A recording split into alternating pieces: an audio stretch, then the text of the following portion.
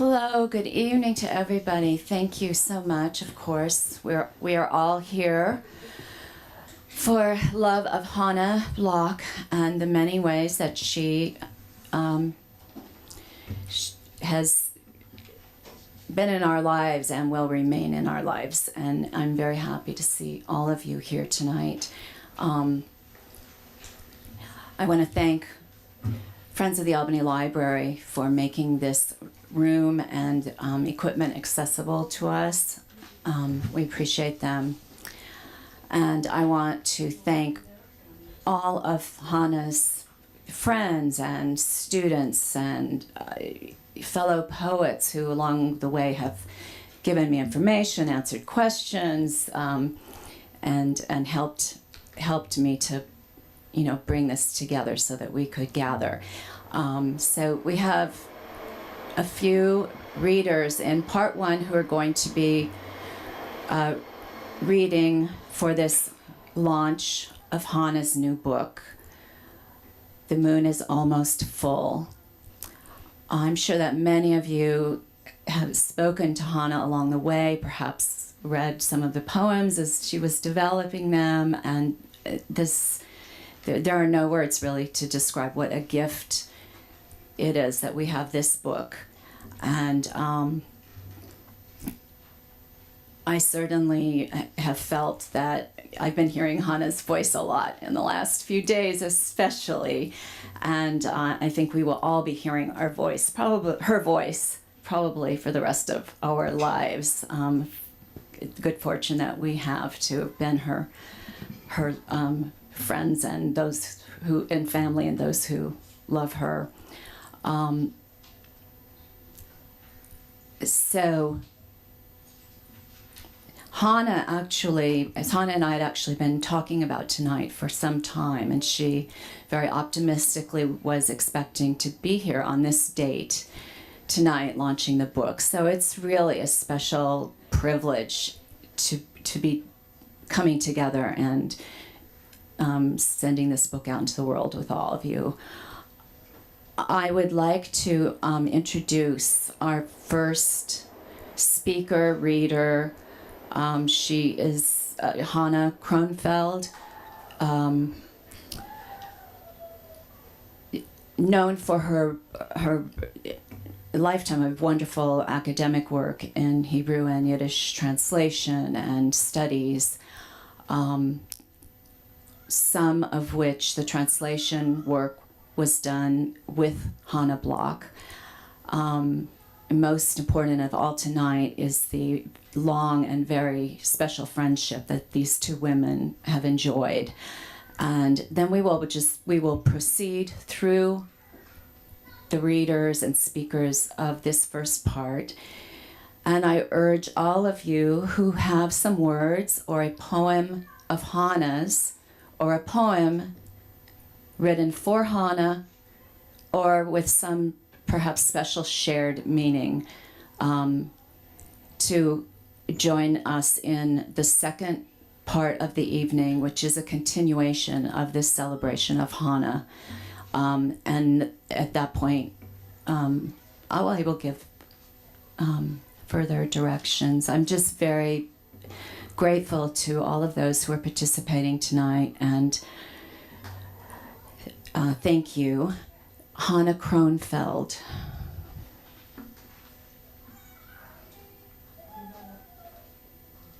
You, okay. Do we have a mic? Or so let's use this mic for the, if someone wants to stay seated. Test. Okay. The standing function doesn't work very well, so everybody can see me? Yeah, thank you.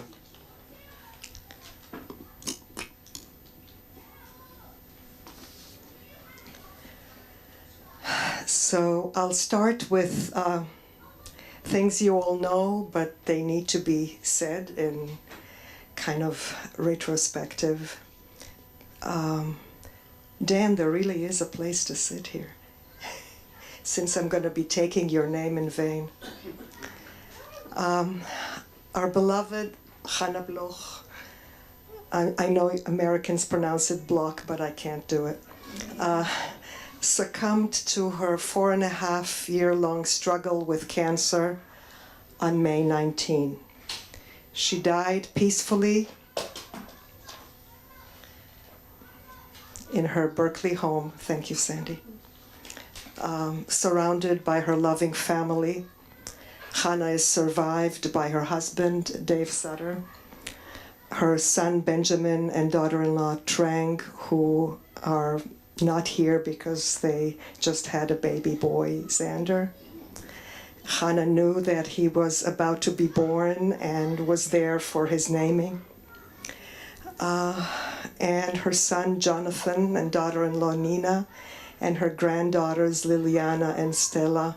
We have to say in the Jewish tradition, Yibadlu lechaim arukim, may they be distinguished for a long life. For many years, Chana Bloch served as professor of English and director of creative writing at Mills College and became a beloved mentor for generations of younger poets and scholars. I know many of them were here just in this past year for a tribute to her. Her award-winning poetry collections span over 35 years, and I'm going to go through the names. She was amazing at naming books, among other things. The Secrets of the Tribe, 1981. The Past Keeps Changing, 1992. Mrs. Dumpty, 1998. Blood Honey, 2009. Swimming in the Rain, New and Selected Poetry, 2015. The new book, her 6th, her last, titled The Moon is Almost Full, was completed, as Catherine told us, just weeks before her death. She worked with me on the final revisions of the page proofs in hospital in early May. Hana is widely recognized as the foremost translator of Yehuda Amichai, Israel's leading poet. She did a lot of translations from Yiddish poetry, which are less widely known, but really remain quite stellar. The translation of Amichai's Open, Closed, Open, on which I was fortunate to collaborate with her, received many awards, including the Penn Translation Prize. Hana's translation with her first husband, Ariel Bloch, of the Biblical Song of Songs was reissued as part of the prestigious Modern Library Classic series, and the annotated Norton edition of Hovering at a Low Altitude, the collected poetry of Dalia Rabikovich, has become a standard text in the field of Jewish literary studies. Hana received her BA from Cornell, an MA in Judaic Studies, and another MA in English Literature from Brandeis, and a PhD in English from Berkeley, where she also taught Hebrew many years ago. In recent years, she served as the first poetry editor of Persimetry, and I see people here who worked with her on it. This is an idea that she had with some feminist friends, for an online journal. Is it ongoing, right? Yeah. Of the arts by women over 60, and I hope we're going to hear more about it tonight. Many of her poems and translations have been set to music, including Hana's Story, a song cycle based on her poems by David Del Tredici, which premiered at the Yerba Buena Center of the Arts in San Francisco, and Jorge Liederman's cantata, The Song of Songs, which was performed by the San Francisco Contemporary Music Players and the UC Berkeley Chamber Music Chorus. Hana wore her extraordinary erudition lightly, with exceeding modesty and self-deprecating humor. But she began her career, and we mustn't forget that, at Mills College as a scholar of 17th century English metaphysical poetry. Her critical study, Spelling the Word George Herbert and the Bible, is still considered one of the seminal studies on Herbert. And just this week, a professor at Princeton reached out to me and talked about the importance of her scholarship on Herbert and on the Bible and English literature to his entire outlook. Her learning in all periods of English, Hebrew, and Yiddish literature was vast, and it has informed both her poetry and our translations. And I was incredibly fortunate to be nurtured by it. During the last 4.5 years of her life, even while she was dealing with the indescribable challenges of cancer surgeries, plural, and the arduous treatments that followed, and as she completed her wonderful 5th book, so this is the 2nd book, right, that is kind of conceived through this ordeal.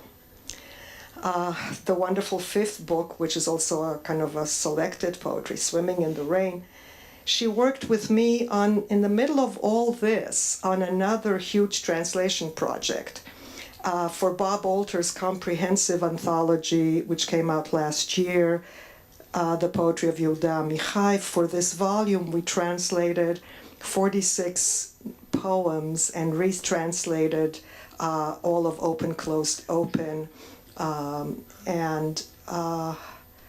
This includes poems that Yehuda had told us could never be done, could never be rendered in English. She took it as a real challenge. And that included early sonnets and quatrains that she wanted to do in rhyme and meter. And to prove to me that it can be done, she'd color-code it, so that I would really believe that these things count as rhymes in English, because they wouldn't count as rhymes in Hebrew.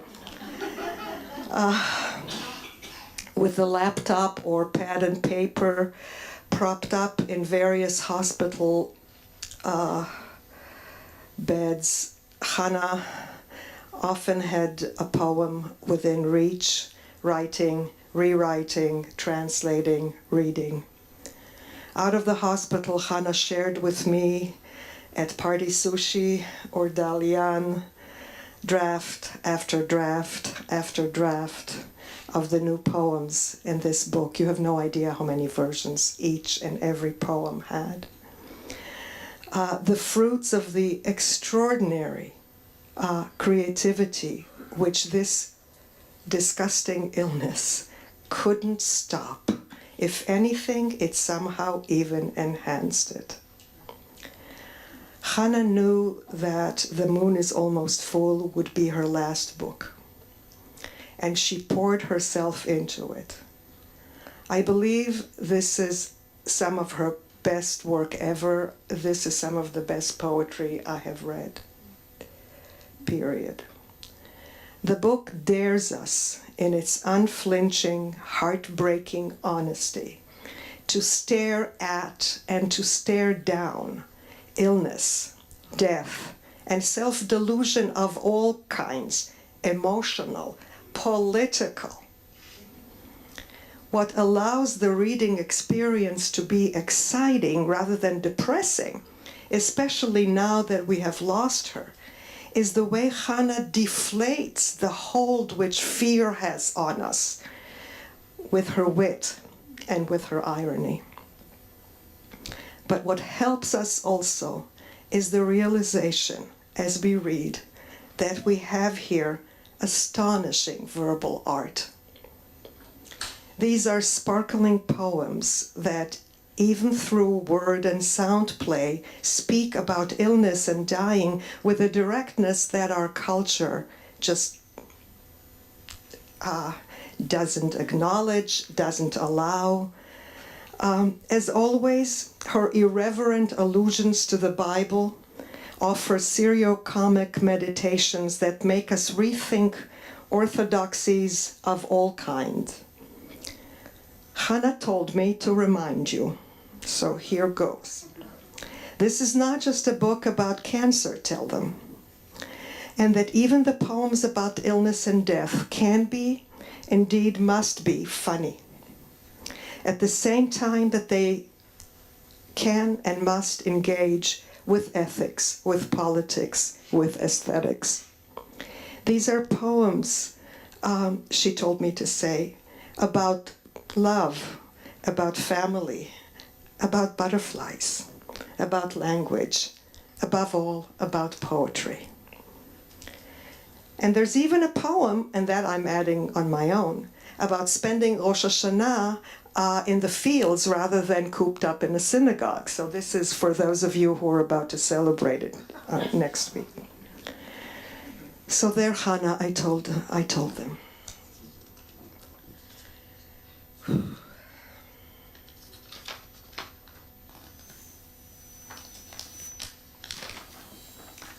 Working with Hana these past 20 years now has been one of the most meaningful experiences of my life. And it was awe-inspiring to observe her ability, even in the most trying circumstances, to create verbal beauty.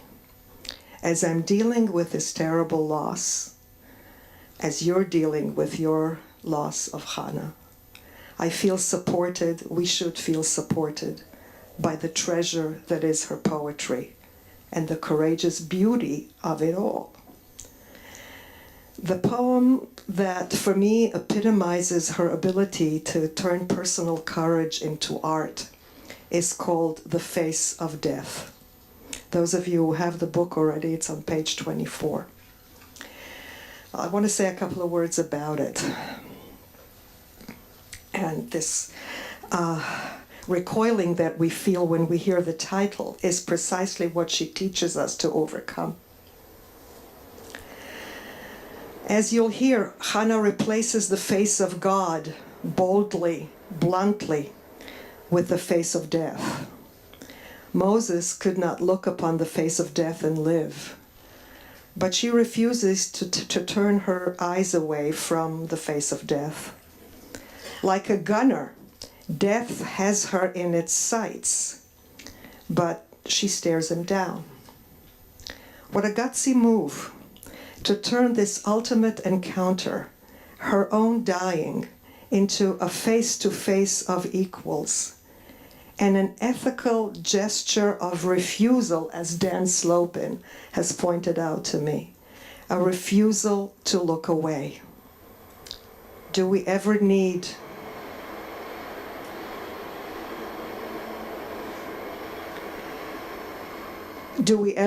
this message, not to look away, not to say we didn't see, we didn't know today?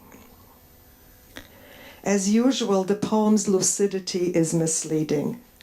Underneath the short lines and direct assertions, we can hear, if we listen, a dialogue not only with the Hebrew Bible and the Kabbalah, but also with Buber and Levinas, with the Christian Common Prayer, and finally, in the last lines, a return to Moses with the Midrash. And here's the Midrash. It has lots of variations as usual, and it's also in the Zohar, in the main book of the Kabbalah, of Jewish mysticism.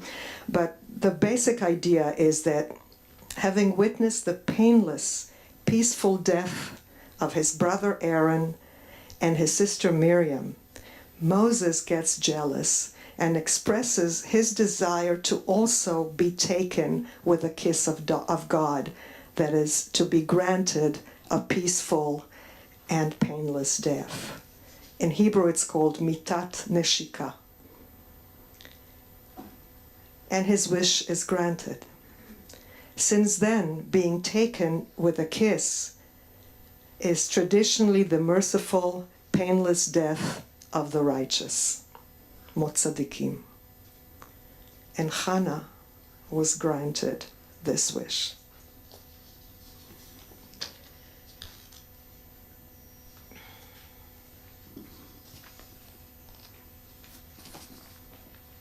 the face of death. No one can look upon the face of death and live. Even Moses could not. That nuclear fury would have blazed him to a char. The face of death has me in its sights, blistering cold as dry ice. I may look upon it if I dare, and I must. O death, thou knowest. I refuse to turn my eyes away. I am choosing day by day to see, even as I am seen, till the last face to face, when I am taken with a kiss. And now I'd like to call up Hana's loving and caring husband, Dave Sutter. Your turn, bro.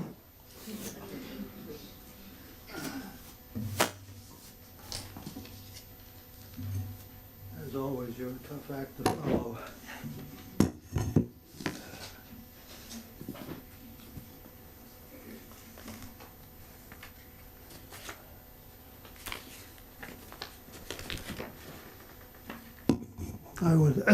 Hi everybody. Can everybody hear me? Yeah. I'd like to read one, perhaps two poems by Hana. The first is called Inside Out. It is either serious or it isn't. The indeterminate mass, 14 by 8 centimeters long, is either a cyst or a tumor. If a tumor, either benign or malignant. If malignant, either slow-growing or aggressive, in which case they may contain it. If not, no one else will recall this unseasonable day of waiting as you did from the inside out, the way the heat of your mind dropped a few degrees and grew very quiet. The sediment settled. Then you consulted the uncommon clarity of the sky, a mild translucent blue, a sign perhaps. The leaves held still in the almost imperceptible breeze, though at the tips of the branches, the first buds of spring were so close-fisted you couldn't be sure whether you saw them or not. This was on the occasion when the cancer was first diagnosed.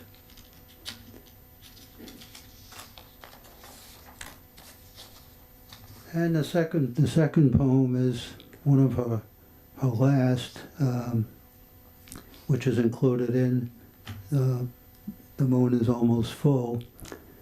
And it sort of recapitulates the journey that she made from diagnosis through eventual death by the sarcoma. This is called Moon Over Menlo Place. The moon is almost full, or just past fullness. Never mind, up there in the milky spill, it's a good enough moon for the likes of us. Though God knows we'd prefer the gold-spangled moons of Jupiter, Galileo's moons, mantled in oceans and ice and inconceivable life. The four with their storied names, Io, Europa, Ganymede, Callisto, lovers of Jove the insatiable, ravished and held in his gravitational pull. What a glory to know the sun doesn't rise or set for us. The moon over Menlo Place, the old lover's moon, our one and only. Let's take it, love, moon dust and all. Thank you. And now I call upon Jonathan Bloch.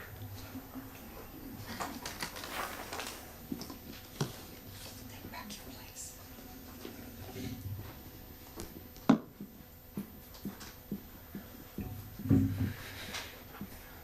Hi.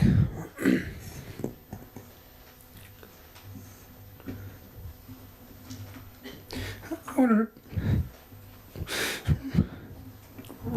2 poems.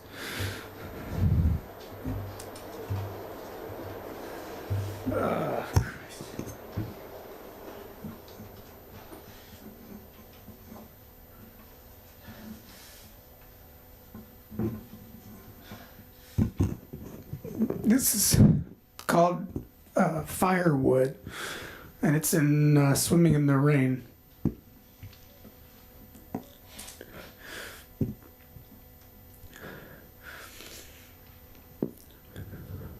When you sawed a branch from the pine tree, the white sky submerged us, a clear fluid, brisk as vinegar. And I kept missing it, kept going out to look at what I knew wasn't there. Put it back, I begged. But the branch was already a pile of logs, stacked and ready for use. One evening's wood.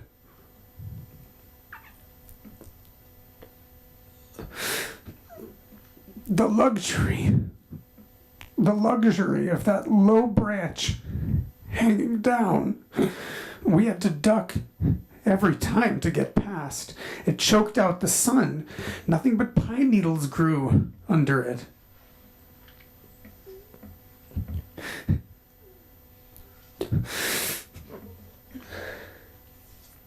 In the fire, I see our faces losing their shape. There's no way to change without touching the space at the center of everything.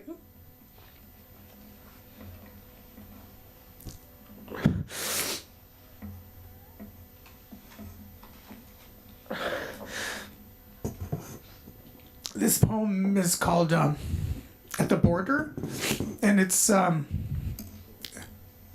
there's a picture that I took with my cell phone when my wife was pregnant with our first daughter, Liliana. That was just after my mom had been diagnosed with her cancer in 2013.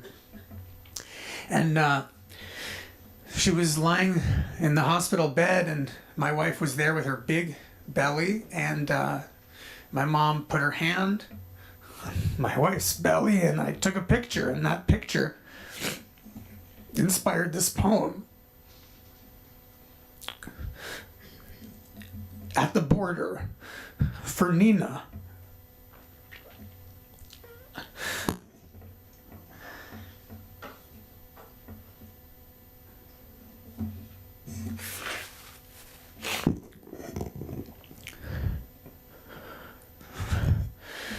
My hand slips past the guardrail of the hospital bed.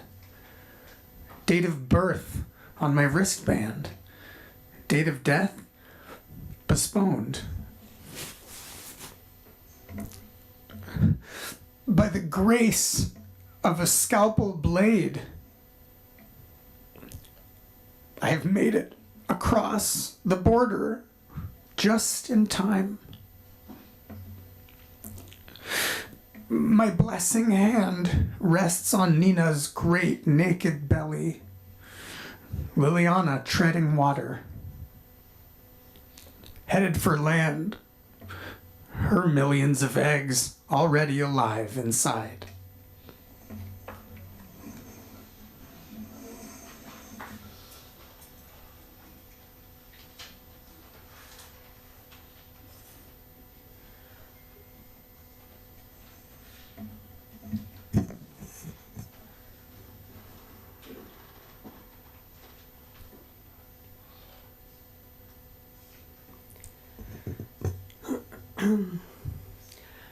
Hana was my girlfriend.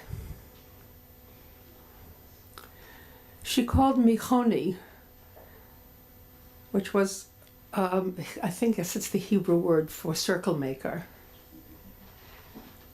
because I can find an occasion to make a circle in a ritual out of almost anything. And when it became time where she needed help, she and Dave needed help with meals and errands, we made a circle. and we called the circle Friends of Hana. And many of you here were part of that circle. So I want to begin tonight by wanting you all to know how held she felt, how cherished, how cared for, how meaningful it was to have another person who loved her come with a meal and some conversation every night. So thank all of you who were part of the Friends of Hana. One of the many things that Hana and I shared was a refusal to look away. And we had lots and lots of conversation every Monday when I would appear at her door at 2:30. Sometimes at the beginning, she would meet me at the door all dressed up because she teased me that I was a snappy dresser, and she tried to dress snappily when I would come on Monday at 2:30. And as time progressed, the door would be left open, she would be on the sofa, eventually she would be lying in bed, and I would sit in the chair next to her. And we had conversations for as long as her energy lasted about what it means to inhabit this time in her life fully, clearly, honestly, and bravely. And the two poems that I have chosen to read are a reflection of those conversations that we had, and her astonishment that I am part of a group of women who call ourselves the Last Gasp Gang.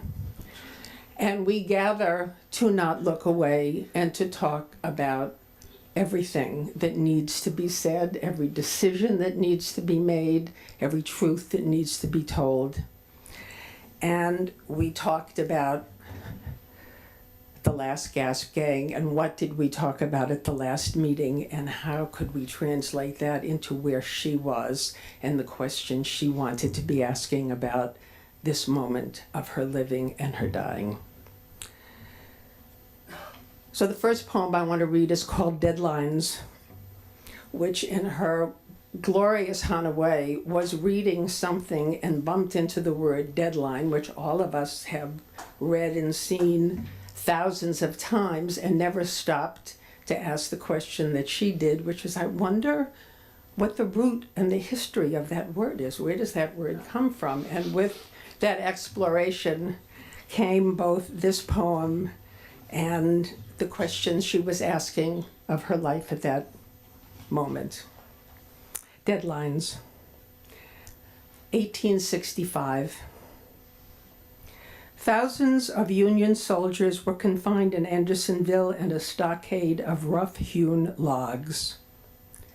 Around its inside perimeter was a rail they called the dead line. Any prisoner who dared to touch, fall upon, pass over, under, or across the dead line was shot by the guards on sight. 1960. How I hated the pounding of dread under pressure, the typewriter clickety-clacking away after midnight, haze of no-dos and glop of whiteout, the deadline strung tight from late to later. How I loved it. 2016. To have lived all my life with that dead rail inside the very walls, invisible. What I need to do quickly before it's too late. Last will, last wishes, casket or ashes, decide. And then to finish the assignment, pounding the keyboard in a fury of words as that rail rushes at me, instant, electric.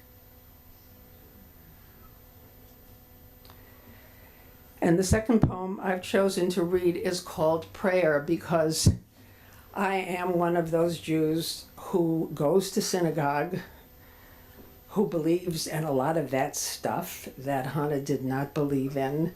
But because Hana was so fundamentally curious and respectful, she really wanted to know why on earth I believe what I do. And we had long, very rich conversations. And this poem speaks to much of what we exchanged. It's called Prayer.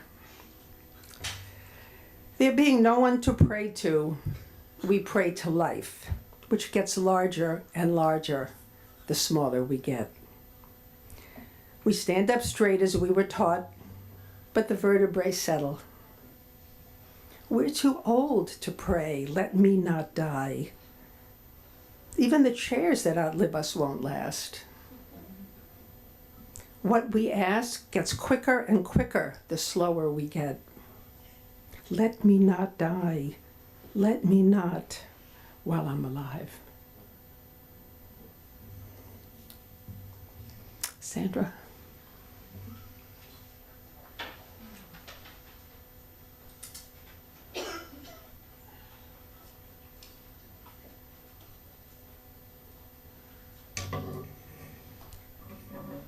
Hana was my neighbor on Menlo Place for many years. My kids babysat for her kids, and then her son babysat for my grandson. We were old friends. We found out after we met on Menlo Place that we had also, well, she had always known, we had gone to high school together. We'd gone to the same high school, Hunter College High School, and we'd gone to Cornell some years apart. If you asked us at the drop of a key or a hat, we would launch into our high school song. So we had all these things in common all these years. But now,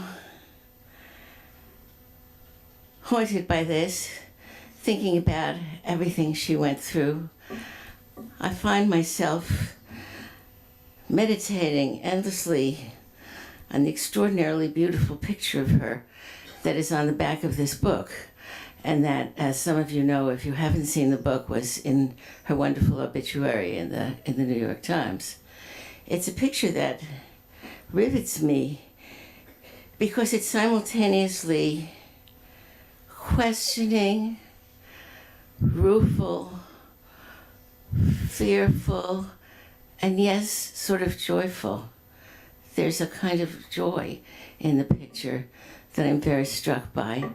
And turning from the picture to the epigraph of "The Moon is Almost Full," for those of you who haven't yet had the privilege of seeing the book, I just want to tell you that the epigraph is from a poem by George Herbert that she wrote about in 1985 in the book that came out of her dissertation, Spelling the Word, a study of George Herbert and his relationship to the Bible.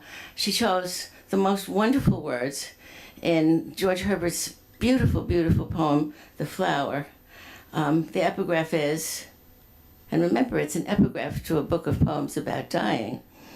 And now, in age, I bud again. After so many deaths, I live and write. I once more smell the dew and rain and relish versing. I see those words in that extraordinary picture on the back of the book, and I see them in some of the poems in the book too. The Herbert poem was so important to her that that's what she ended Spelling the Word with it. It seemed so important to her. So I'll read, I think I'm actually going to read 3 poems because they somehow support my argument about this brilliant ambiguity that shapes this amazing book. Sunday at the Vivarium. The Vivarium is a place of life and fear. Lace wing, swallowtail, morpho. To them I am landscape. One alights on my finger and beats its wings. A mating dance? No, says the docent. It shivers like that when it's cold. The butterfly dines on nectar of lily, but looks to urine and dung for its daily salt. Life, says the docent, eats what it eats. What it wants is more life. Like the cells multiplying inside me, the cells with an appetite for the body's sugars, the ones that light up on the scan. In the humid rainforest atrium, I feel a chill. I'm fine, a shivery song you've heard me sing. When you see me flutter and flit around, don't be fooled.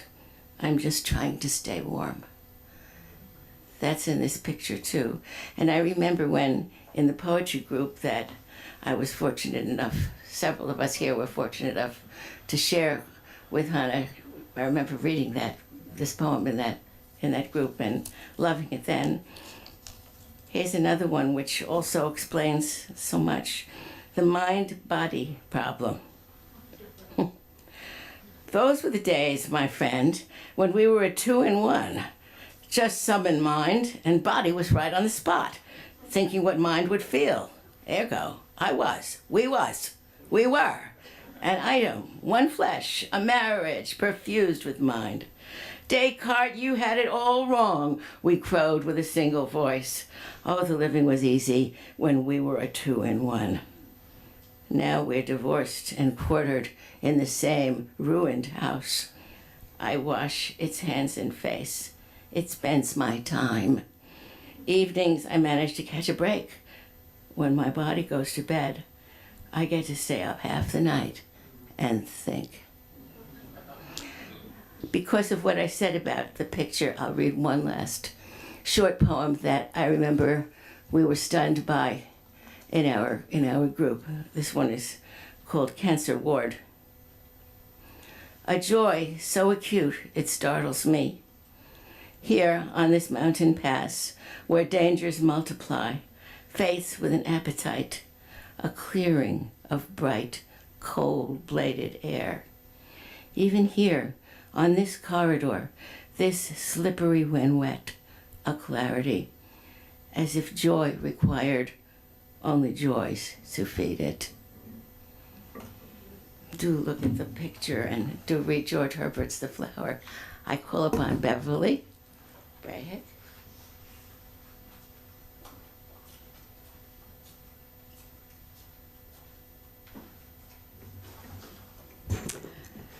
About a year ago, Hana and I were sitting in her kitchen, which many of you probably know well, looking at Dave, the sunny kitchen on Menlo Place. And we were going through the manuscript of this book, poem by poem, and some of my poems too. And what we'd do was Hana would pass me her pile of pages, and I'd pass her my pile of pages. And we'd go through them one by one, and we'd make pencil marks on them. And I suppose we each had maybe 12 or 15 poems, so that took a while.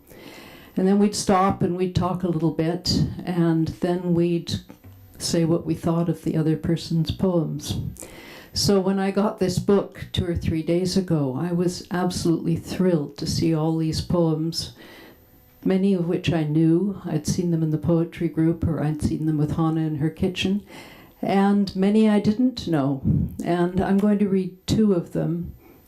I think many of the people who've spoken already mentioned Hana's humor and her understatement, and also mentioned there's always something dark, so we laugh and we're afraid when we read her poems.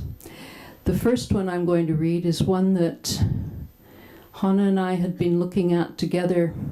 I think she already was working on this one before the selected group, and it wasn't ready. And now it's ready. It's a wonderful, sensuous, but also a little dark poem. It's called Safeway 24/7, and I suppose it's Safeway on Shattuck Avenue, where I parked a while ago to go and buy some cheese next door. We walked out with summer bagged and paid for, strawberries piled in plastic coffers, raspberries, blueberries, shade-grown Jamaican coffee. He has only his open hand and his sweetly accusatory, "Bless you."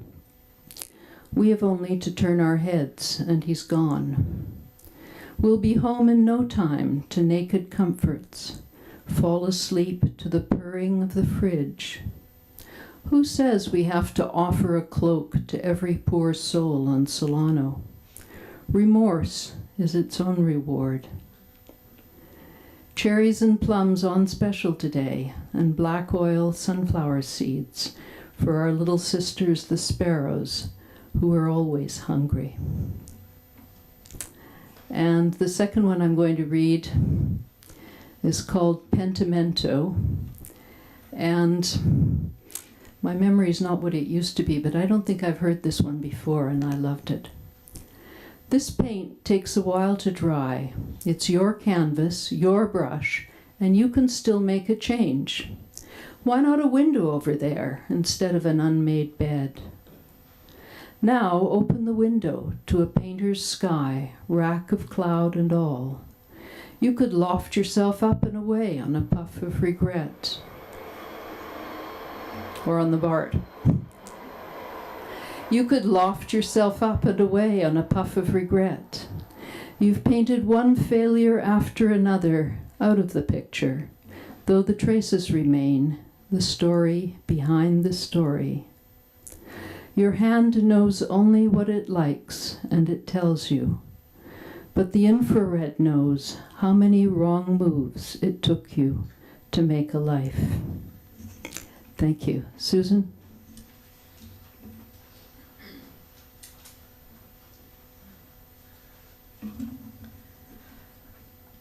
So a few weeks after Hana died, I found myself at the Community of Writers in Squaw Valley with a poem of hers that many people were sharing in my mind, a poem called Afterlife. And I really wanted to have a conversation with Hana about this poem. As you've already gathered, she was a wonderful conversationalist. And the first day I was there, without intending to at all, I had this conversation with her in the form of the poem I wrote. It's called, like her poem, Afterlife, and it begins with Hana's words.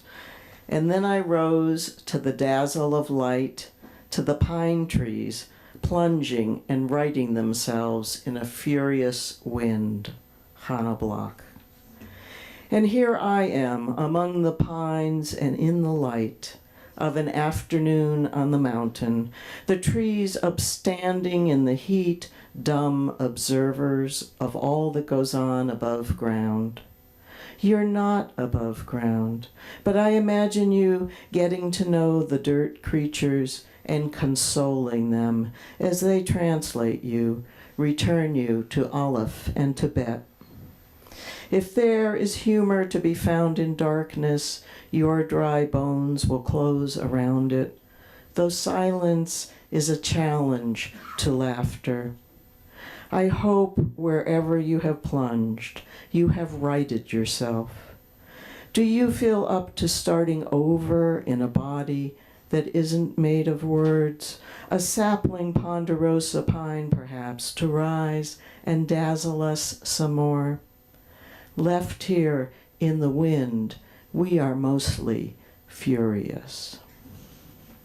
So I read that with trepidation because, of course, of Hana's brilliant work, but I suspect there are other people here who are mostly furious. And the other reason I read it is because taking Hana to many of her appointments over the last 4 or 5 years, she always had poems with her to work on in waiting rooms. And I saw her first tell me with wonder that she was writing, and then the realization that she actually had a whole manuscript underway, and that she might actually finish it. And she would say over and over that writing these poems sustained her as if it was a selfish act.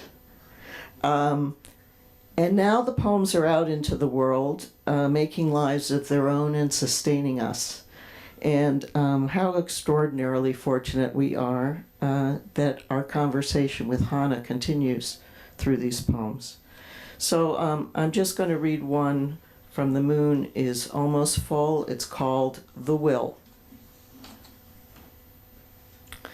Let the university send a couple of students to cart off the Russian novels I was always meaning to read. Let the world take note how long I intended to live. My plans and projects I hereby bequeath to the air of which they were conceived. Let others go on confecting without benefit of fact. Let them try to map an overland route to Mars. Let my heirs distribute howsoever they wish, my earrings, angers, scratchy old vinyls, the Baskin etching of a wild boar bristling like a hairbrush jammed in a drawer, the jumbo umbrella that stood guard at the door all through the drought. To my husband and sons I leave our house and the resident fauna, bees who turn nectar into solvent in the walls, mice in the rafters who dine on fiberglass, deer who graze our city street between parked cars. Let the doctors pack up my heart and keep it humming for the right customer. Let it go on accruing interest in some other body. All my loved ones I leave to this life, which will change them just as it changes you. And you, if you can use it, I leave you this poem. Dan Bellm.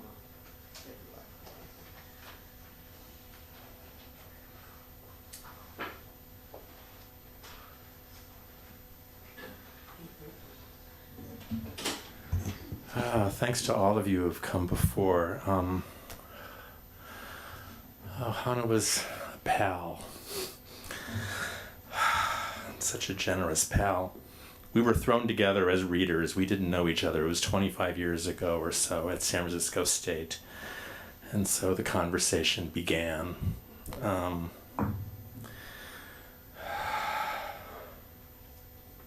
would show her translations and poems, and she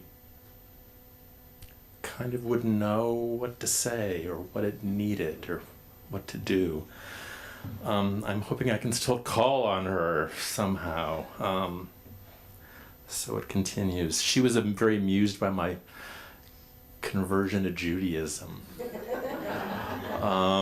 She has that delicious poem called The Converts, wondering what they see that they think we've got. So, you know, here's that, and I'm married to a rabbi. So, and Rosh Hashanah, I'm in shul, believe me. But this is the Rosh Hashanah poem. Next Wednesday night, of course, is Erev Rosh Hashanah, the beginning of the Jewish year 5778. So in this poem, she harks back. It's very much in the present, a Rosh Hashanah that she's spending out of doors, but she's harking back to the year 5746, 32 years ago. Rosh Hashanah in the field. Year 5746 of creation, I sat between my sons in a stuffy room, prayer book in hand. This is the birthday of the world, the cantor incanted. A blast of the ram's horn made it official. On Rosh Hashanah it is inscribed, and on Yom Kippur it is sealed. Who shall live and who shall die, but prayer and repentance avert the severe decree. You believe in that stuff, the little one whispered, a little too loud. I believe in the Big Bang. The older one poked my side. Another hauntingly beautiful melody. 30 years later, Hineni, here I am, among the beasts of the field, ages before the birth of words. God is busy today with the penitents. I have the earth and the fullness thereof all to myself. Blessed be.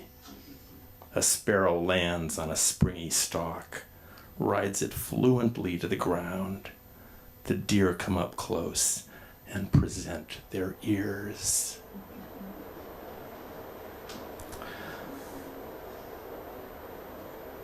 This one, the laughter she found in the hospital. Here's one called Buying Time, John Muir Hospital. I pay with the very hairs of my head, each one numbered before it falls. My eyebrows, lashes, the body hair that made me a woman. Unsexed, I'm a wizened child. My granddaughter pets my fuzzy head. The wall clock keeps time up out of reach. What does it say? Tick-tock, Grandma. I taught her that. The clock knows the price of the toxic drip-drop. When the tubing kinks, the pump goes beep-beep. Here comes the nurse, hazmat suited, severe. Pay up, she says. I give my right arm. And she loved the Albany pool, so here she is at the Albany pool. It must be. I'll end with this one, Taking the Waters. Nobody here looks good in a bathing suit. Everybody has a story. Ladies with epic thighs and creaky joints, gents with wobbly knees, the halt and the lame strapping weights at the ankle, weights at the waist. The bodies take to the water where every hurt is healed in the blessed eau de chlorine. Arms and legs slog away in the dark underwater while heads converse. My body takes me to the deep end where the sun presides, summer flooding the high windows. I close my eyes. I'm racing from dock to raft, faster than all the boys. And I think, Catherine, we're at break time, is that right? Come look at Hana's beautiful book, Talking on These Sentence.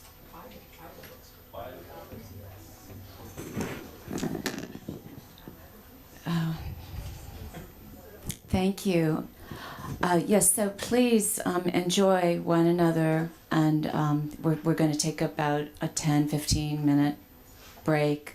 Look at the books. The books are all $20. We have sweet and savories at the back. So refresh yourselves, and then we will return with the reading of Friends and more people who would. There is a sign-up sheet for readers, and it would be best if you could sign up if you've not signed up. Thank you so much. Oh, I want please, because not entire names were said. I want to thank Chana Kronfeld, Dave Sutter, Chana Bloch's husband, Jonathan Bloch, son of Hana, Sandra Butler, Sandra Gilbert, Beverly, who I so appreciate, and I will mess up the pronunciation of your name, I'm afraid. Beverly B. Bryk, Susan Cohen, and Dan Bellm. I can't imagine a more beautiful presentation of Hana's work, and thank you.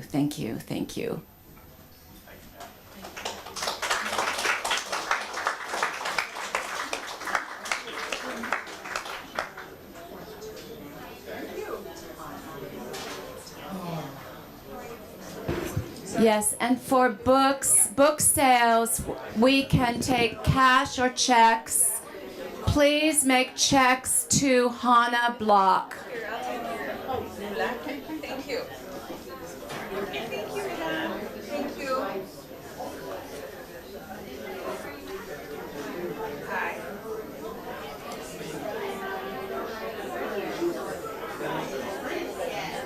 Hi, sir. Thank you. Help yourself. Okay. If you'd like.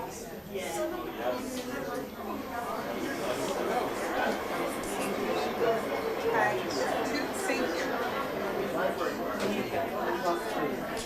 Okay. I am. Thank you. Right here. I have to really count it out. There is 17, and the rest is which you may like to have. Yes. 20 flat. Thank you.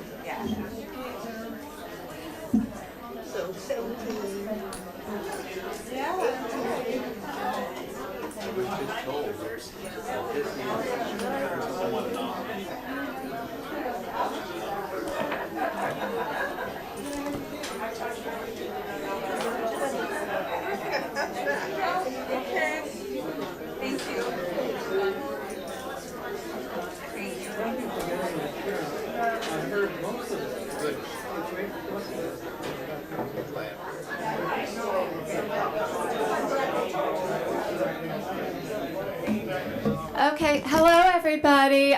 We have a very brief but very rich open mic here. I'm referring to it again as an open mic. That's our usual program. Tonight, this is a dedicated reading time for more about Hana or by Hana. So I'm going to go ahead and call Hana's very dear friend for many, many years, decades, who was just telling me about knowing Hana as a young girl who had the kind of questions that we can't even imagine that Hana would have been asking. We were all turning to Hana for her wisdom and her security in her spot in the world. And anyway, this is lovely and charming, and as always, Hana's just honesty and directness about what it is to be human. So, thinking again about Hana also as being a young, questioning young woman is just endearing, and wow, maybe there's time for some of the rest of us to catch up a little bit, right? So Martha is in the restroom. Oh, Martha. Okay, Martha. We are waiting for Martha. Would Toby? Sure.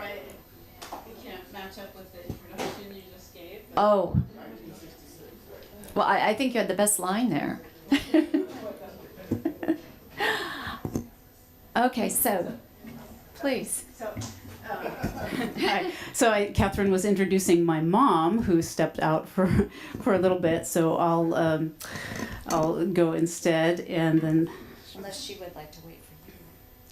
Why don't we just switch orders? And what I was going to read is just that I was fortunate enough. I always felt very special because I was told growing up that a poem had been written for me when I was born by Hana, and so I'm realizing, of course, she probably wrote it for my mom, who will be back shortly because I couldn't read at the time. I think this was written 2 to 3 months after I was born, but it's a very short poem, and it's one that always made me feel special, and probably was part of why I was drawn to poetry as a very young kid from the beginning, because of this. So it's titled Rena, which is the name that I had when I was born. Don't go by that name anymore, but that's what it's called. The baby finds its toes gurgling, closed circuit. We flicker around, recur with planetary gravity. Rocked in its flesh, hugging softness, plugged into itself, that dependency lights our pale moons. And then I'll just add one more short poem that I wrote a few years back when Hana's sons put together a beautiful birthday book for her 75th birthday and asked people to write poems or submit poems. I sent them the Rena poem, and then I wrote this one in response, and I wrote it inspired by a reading that Catherine had here of Hana's former students from Mills. That was a lovely night that I know several of you were here that night, so I see some faces from that. It's called At Hana's Reading. The poem waits on the page until the warm current of your voice plugs it in. Words begin to limp, jump, fly, each one charged to its own life, oscillating in the air, until, closed circuit, our ears turn on, hearts come electric. And now I think my mom, if she'll come up, Martha Bilowski, who wanted to read a poem of which version of it is in, I believe is the first poem in The Moon is Almost Full, but the version that my mom's going to read is, I think, an earlier draft that she and Hana talked about, and I'll let her say what she wants to say about it.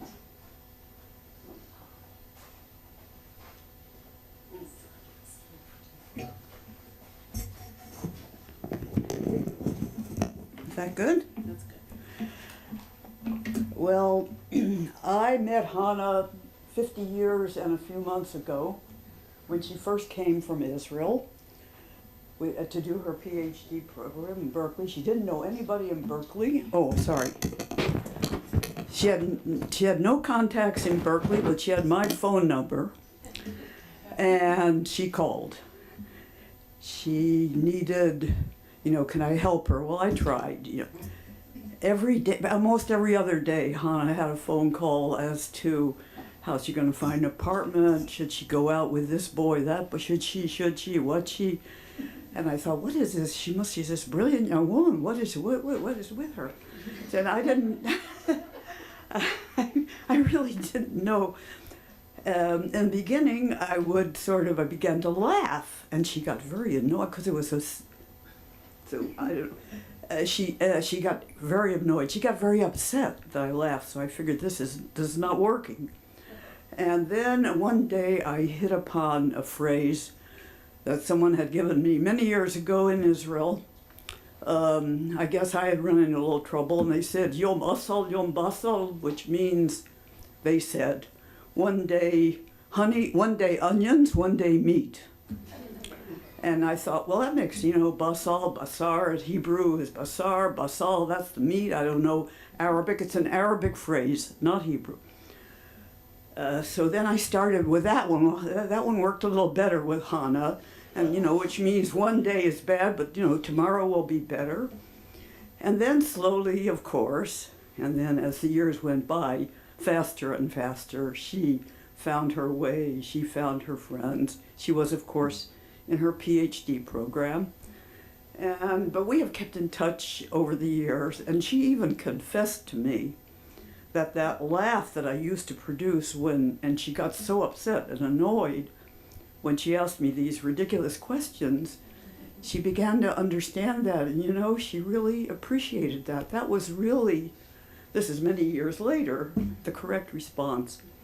And she has been very busy, and I've been busy getting older and older and older, and so but I've always seen her occasionally, and we've been in touch on the phone. And the last few years, she's come out to the house a few times, and it's either 2 or 3 years ago that she brought a poem, and she had just sort of scratched, was on just a plain piece of paper. But then once when I was visiting her, when she was already quite ill, she said, I want to put that on better paper. It really deserved better paper. And she did, and I put it in an old frame.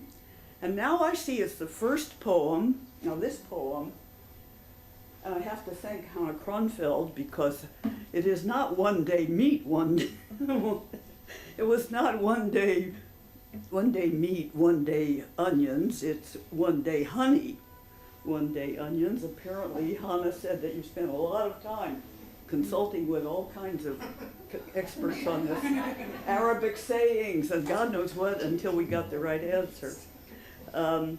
So I'll read you the original version, and you can read the version, people who have the books, it's on page 1. One day honey, one day onion. Into every peach pie, a little onion. In every maybe, a little yes.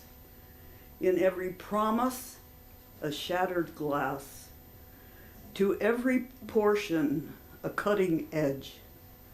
To every rift, a rust-proof bridge. In every hope, some pickling salt. In every gloating, some low-fat guilt. Into every plan, the breath of God's laughter. For every death, a morning after.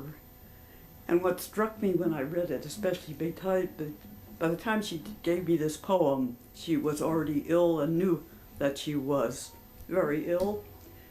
That it was not mourning with a U, M-O-U-R, mourning, but mourning, M-O-R-N-I-N-G, mourning, which I found very special. So thank you. Boy, I need my cane, I'm walking. Oh, thank you so much. Eleanor Vincent. And then I'd like to ask readers to call on the next person on the list. Okay, thank you. Great. Thank you, Catherine. So Hana was my advisor and my poetry professor at Mills College.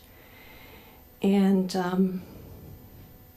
I can still see her little pencil check marks in the margin next to the lines she particularly liked. I've saved all those papers. And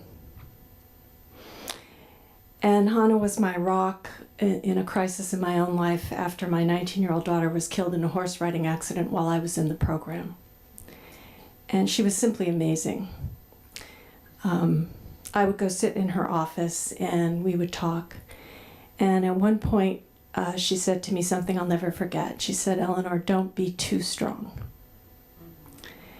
And in talking to her beloved son, Jonathan, he said that was something that he used to say to her. So, of course, we always teach what we need to learn. And the poem I'd like to read is from her book, The Past Keeps Changing.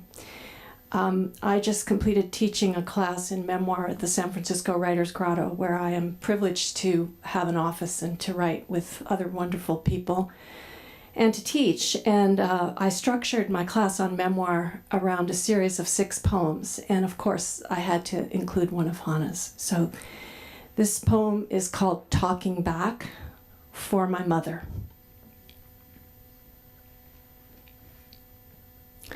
You don't tell it right either. And you were there with your clever fingers from the beginning. When you printed my mouth on your cheek and crooned, "She's kissing me."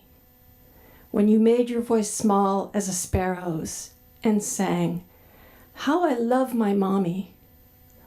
Oh, master ventriloquist. Yes, yes, it was good. Very good. It was horrid. The deadbolt of evening. But when I tell it, I always leave out the soft-boiled egg you set on the bedside table, the satin talcum powder, the little fringed terry cloth robe after the bath, your rhinestone earrings, your hat pins, the red-knobbed radio laughing on Sunday afternoons as the sun coasted down the sky. Yes, Mother, I saved them. I braided the good past into the bad till it grew long, lustrous, tough, and let it down, hand over hand, through the dormer window, slow, down the slippery wall. And another former student of Hana's, and someone I haven't seen in years, and I'm so delighted to see, Rebecca Edwards.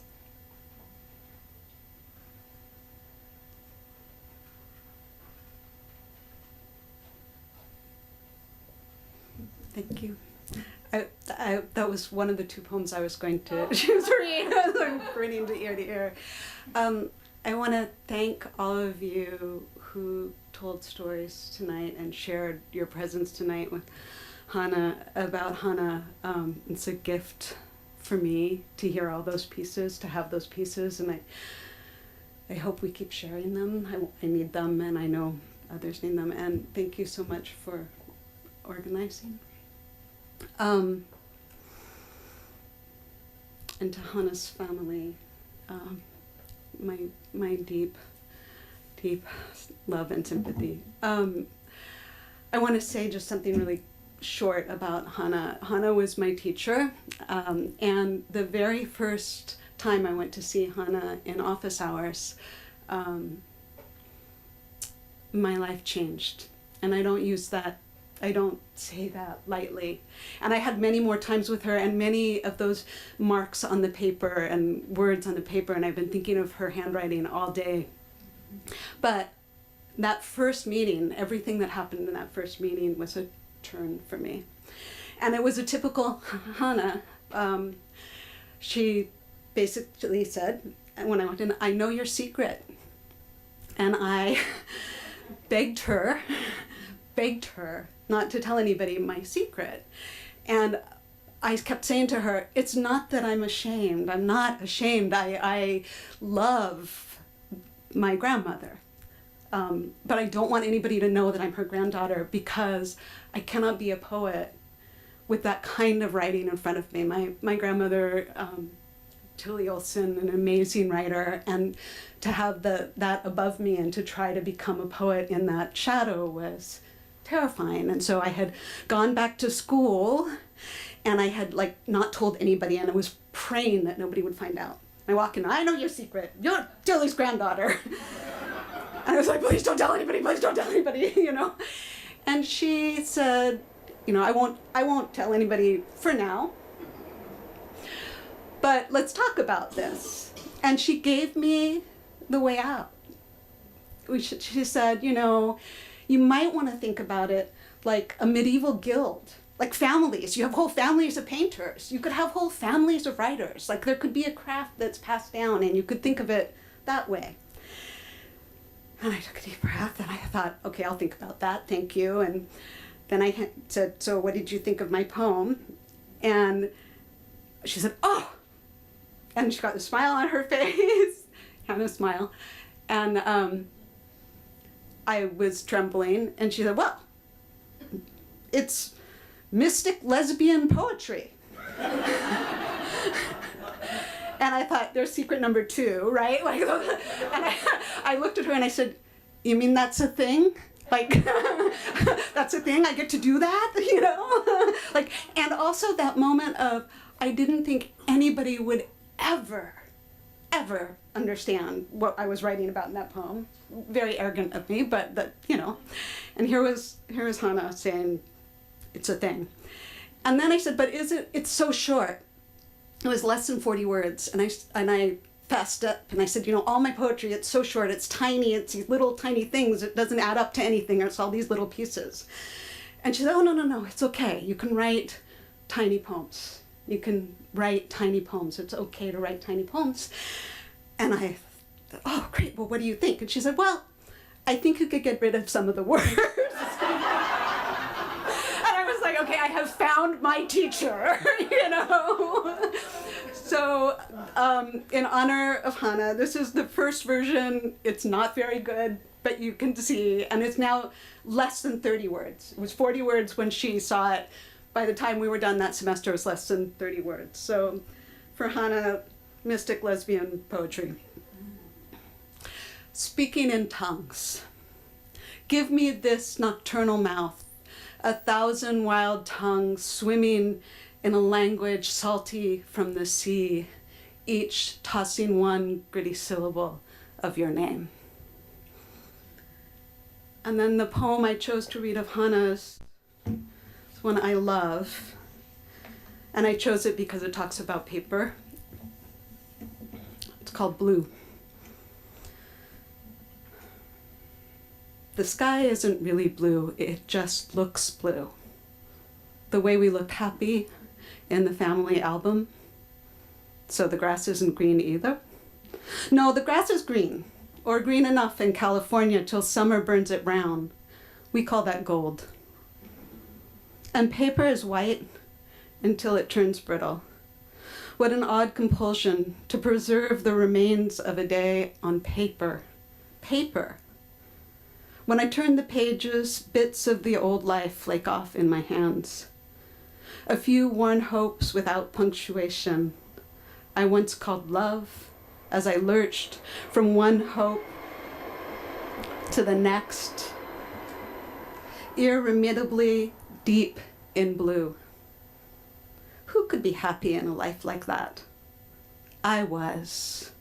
It's true. The real truth, as we say, to distinguish it from the other one. Thank you.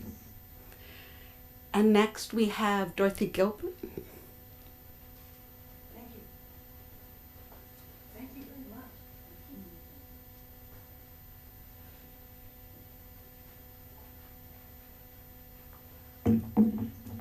I was sure somebody would read this poem.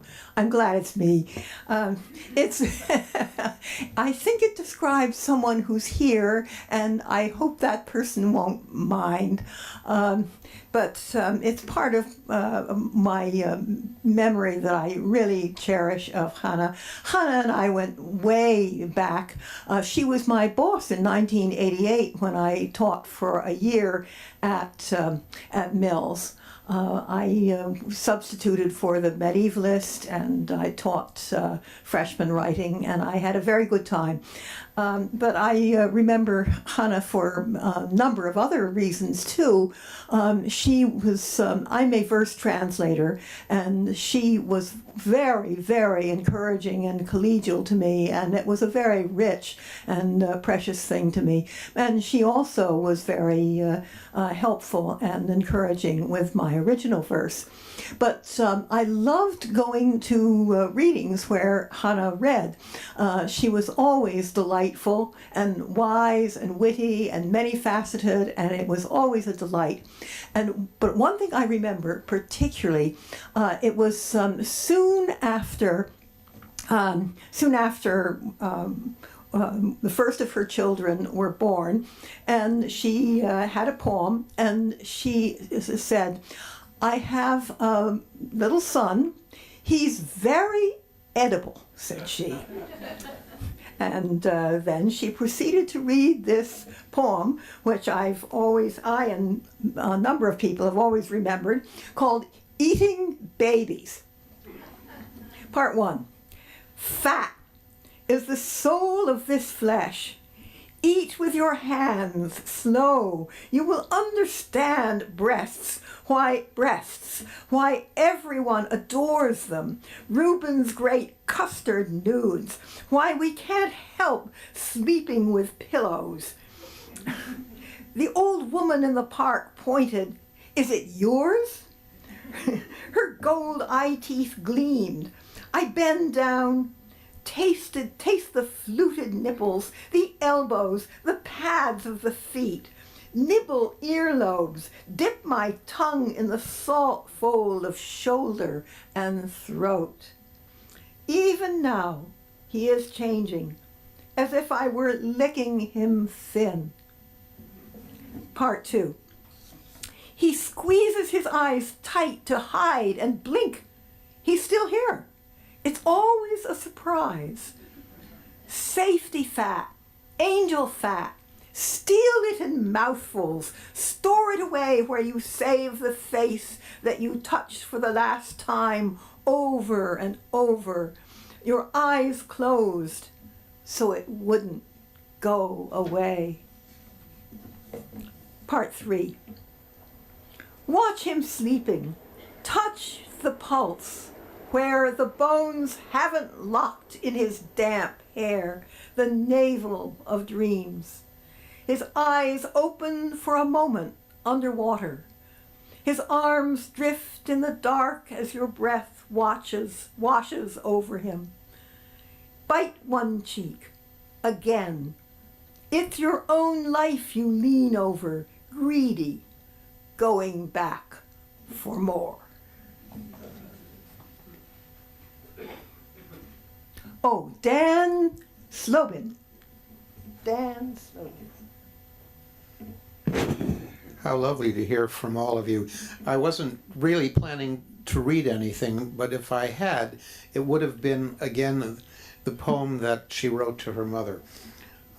That spoke to me immediately. I had gathered Hana's books through the years and somehow felt there was a kindred soul there, but especially in those poems about how one deals with the conflicting narratives of one's childhood.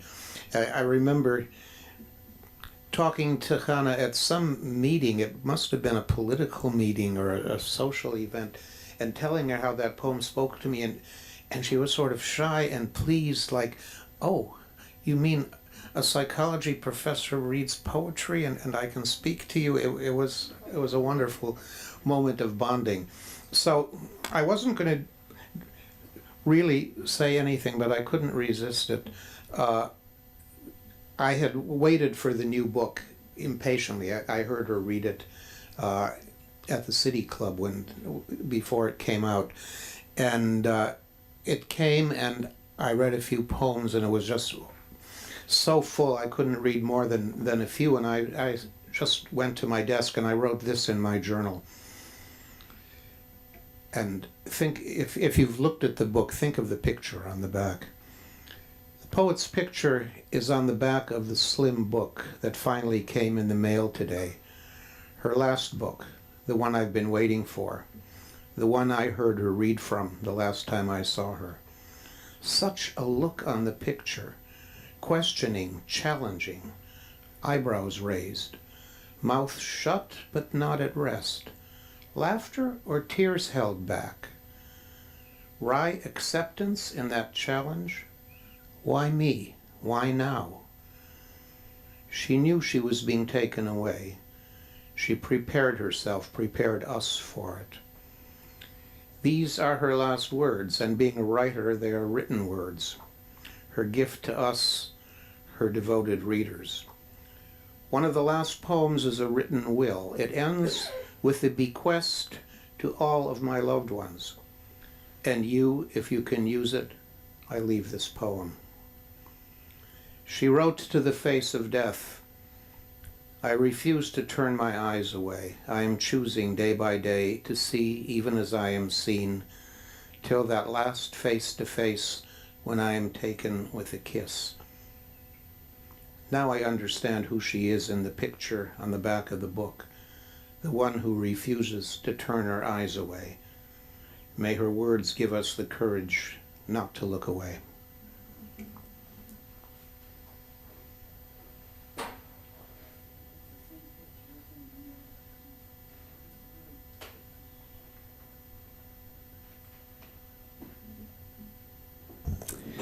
Thank you so much. Thank you, everybody. Thank you for everything for this evening. And I'm sorry I do not have it. Remind me the memorial date. October 8th at Mills College. Of course, more announcements will be sent out, and you can find that information. Also, many of you may have heard about a film, really quite remarkable, being made of Hana's last several months.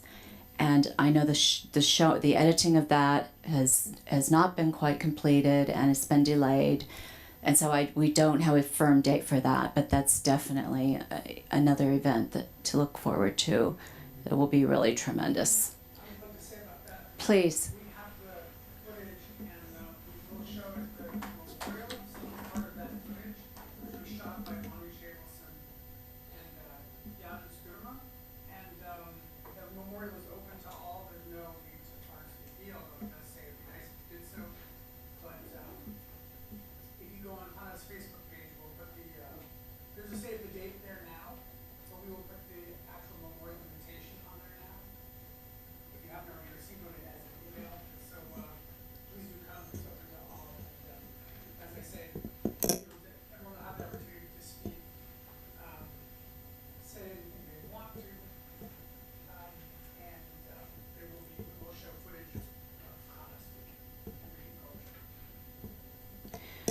And that memorial will be posted on the Facebook, and I and other people will be sending out emails, and please share them. And Poetry Flash's website. Thank you. Thank you. So, well, we're all really blessed. We're all really blessed, and Hana's brought us all together and given us so much. Thank you very, very much. Good night.